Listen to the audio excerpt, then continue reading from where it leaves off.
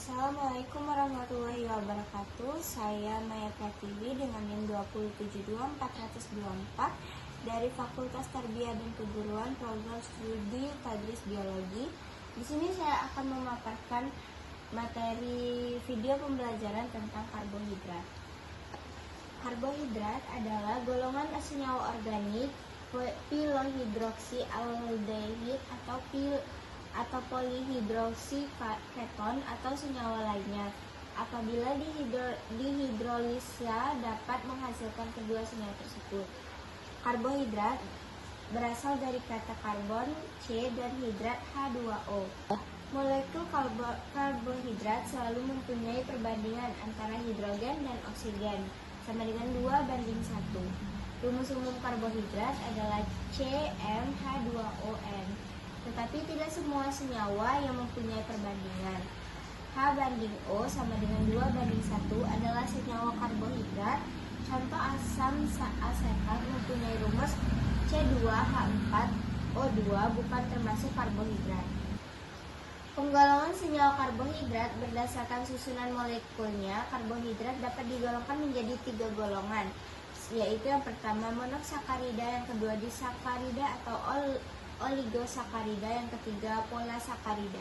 Masuk pada monosakarida, yaitu golongan senyawa karbohidrat yang paling sederhana yang tidak dapat dipecah lagi menjadi gula yang lebih sederhana. Berdasarkan gugus fungsionalnya, monosakarida dapat digolongkan menjadi 2 golongan, masing-masing adalah aldose dan ketose. Yang pertama ada triose mengandung 3 atom C, yang kedua ada tetrose mengandung 4 atom C, yang ketiga ada pentose mengandung 5 atom C, dan yang terakhir hexose mengandung 6 atom C.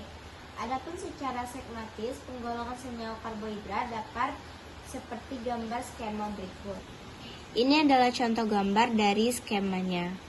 Monosakarida memiliki atom karbon 3 sampai 6. Setiap atom karbon memiliki gugus hidroksil, keton, atau aldehida. Setiap molekul monosakarida memiliki 1 gugus keton atau 1 gugus aldehida. Gugus aldehida pada umumnya berada di atom C pertama. Gugus keton berada di atom C kedua pada glukosa dan fruktosa. Monosakarida ada aldosa atau mis-glukosa memiliki gugus aldehida pada salah satu ujungnya. Contohnya pada gambar berikut. Ini adalah gambar dari ketosa atau mis-fruktosa, biasanya memiliki gugus keto pada atom C2. Pada notasi D versus L, kita dapat menemukan notasi D dan L dilakukan karena adanya atom C dengan konfigurasi asimetri seperti pada gliseraldehida. Penampilannya dalam bentuk gambar pada gambar berikut ini. Pada penamaan gula, kita dapat menemukan untuk gula dengan atom C asimetrik lebih dari 1. Notasi D atau L ditentukan oleh atom C. Asimetrik terjauh dari gugus aldehida atau keto. Gula dapat ditemukan di alam adalah dalam bentuk isomer D pada gambar berikut. Dalam bentuk D merupakan bayangan cermin dari gula dalam bentuk L. Kedua gula tersebut memiliki nama yang sama, misalnya D-glukosa dan L-glukosa. Selanjutnya, pembentukan hemisetal dan hemiketal. Aldehida dapat bereaksi dengan alkohol membentuk hemisetal. Keton dapat bereaksi dengan alkohol membentuk hemiketal seperti gambar berikut. Pentose dan heksosa dapat membentuk struktur siklik melalui reaksi gugus keton atau aldehida dengan gugus OH dari atom C asimetrik terjauh. Glukosa membentuk hemisetal intramolekuler sebagai hasil reaksi aldehida dari C1 dan OH dari atom C5 dinamakan cincin piranosa. Gambar ini adalah gambar dari fruktosa. Fruktosa dapat membentuk cincin piranosa melalui reaksi antar gugus keto atom C2 dengan OH dari C6. Cincin furanosa melalui reaksi antar gugus keto atom C2 dengan OH dari C5. Pada gambar ini kita dapat melihat glukosa Pada gambar ini kita dapat gula amino. Gugus amino menggantikan gugus hidroksil sebagai contoh glukosamina. Gugus amino dapat mengalami asetil seperti pada N-asetilglucosamina.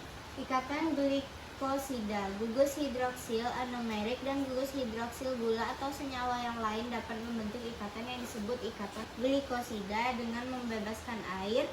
ROH ditambah HOR sama dengan ROR plus H2O. Misalnya metol bereaksi dengan gugus OH anomerik dari glukosa membentuk metil glukosida atau metil glukopiranosa.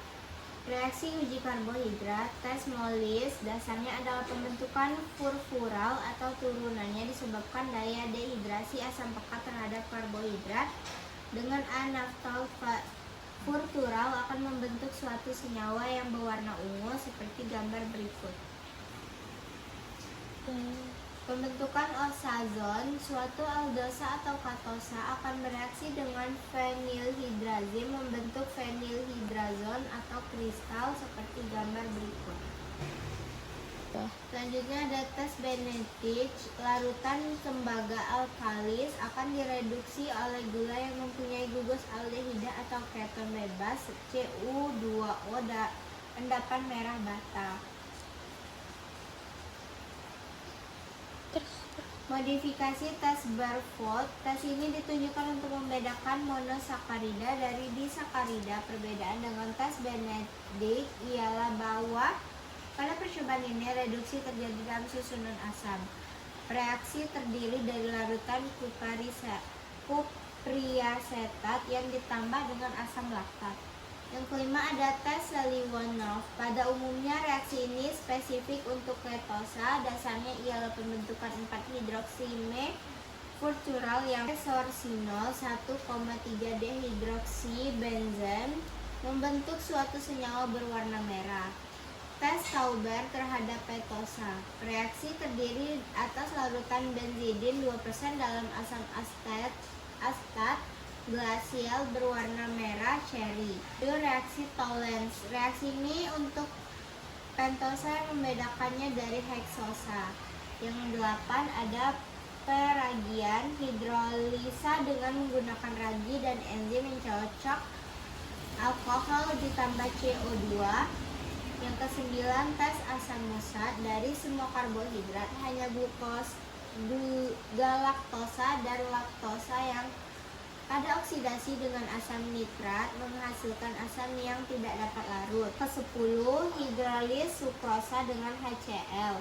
Monosakarida, tes Benedict dan lain-lain. Yang ke-11 tes lodium. Metoda, letakkan sejumlah kecil pada suatu piring reaksi, tambahkan setetes larutan iodium encer, perhatikan warna biru yang membentuk. Lakukan dengan percobaan ini terhadap dextran, glikogen, gumi, arabicum, inulin, dan agar-agar. Baiklah, sekian materi pemaparan karbohidrat. Saya Maya Pratiwi. Wassalamualaikum warahmatullahi wabarakatuh.